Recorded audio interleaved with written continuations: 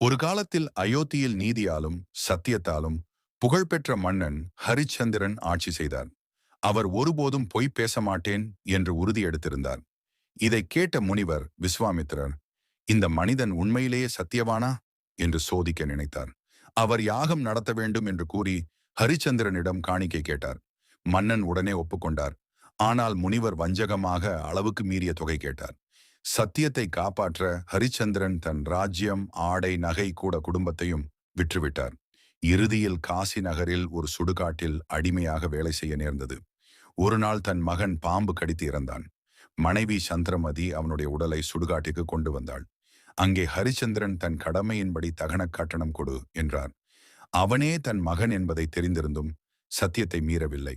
அந்த தருணத்தில் முனிவர் தோன்றி கூறினார், ஹரிச்சந்திரா, நீ மனிதன் அல்ல, சத்தியத்தின் உருவம். அவரது மகன் உயிர்த்தெழுந்தான். அவர் தன் ராஜ்யத்தையும் மீட்டார். கதையின் பொருள், சத்தியம் சில நேரங்களில் துன்பம் தரலாம், ஆனால் இறுதியில் அது நம்மை தெய்வத்தின் பாதைக்கு கொண்டு செல்லும்.